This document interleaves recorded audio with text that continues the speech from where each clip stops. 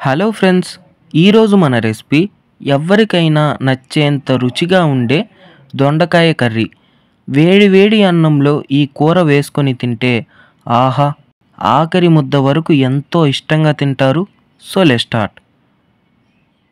ముందుగా మిక్సీ జార్లో 50 గ్రాముల వేయించిన వేరుశనగపప్పు, 1 టేబుల్ స్పూన్ వేయించిన తెల్ల నువ్వులు వేసి మెత్తని పొడిగా మిక్సీ పట్టుకొని పక్కనుంచుకోవాలి.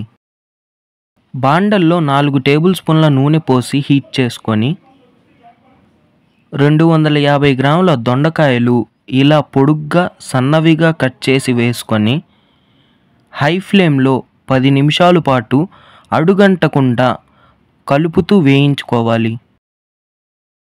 దొండకాయలను ఈ విధంగా 10 నిమిషాల పాటు వేయించుకొని తీసి పక్కనుంచి అందులోనే మరో 4 టేబుల్ స్పూన్ల నూనె పోసి 1/2 టీ స్పూన్ జీలకర్ర, 2 మీడియం సైజ్ ఎర్రగడ్డ ముక్కలు వేసి 2 పచ్చిమిర్చి, ఓ రెమ్మ కరివేపాకు వేసి ఎర్రగడ్డ లైట్ గోల్డెన్ కలర్ వచ్చేంత వరకు వేయించుకొని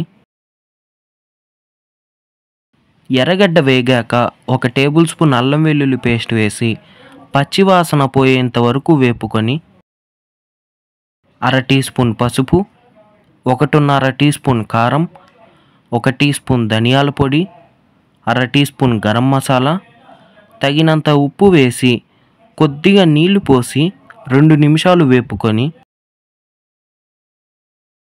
అందులోనే 3 మీడియం సైజ్ టమాటాల పేస్ట్ వేసి మీడియం ఫ్లేమ్లో ఆయిల్ సపరేట్ అయ్యేంత వరకు వేపుకొని ఇలా ఆయిల్ సపరేట్ అయ్యాక ముందుగా మిక్సీ పట్టుకున్న నువ్వులు వేరుశనగ పొడి వేసి బాగా కలిపి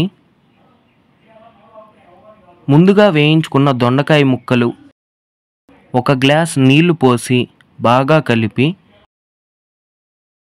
10 నిమిషాల పాటు మీడియం ఫ్లేమ్లో మూత పెట్టి ఉడికించుకోవాలి.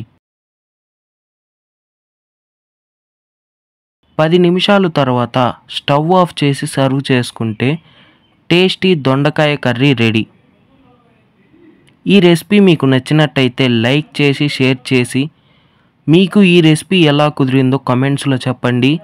ఇలాంటి మరిన్ని రెసిపీస్ కోసం ఛానల్ను సబ్స్క్రైబ్ చేసుకోండి.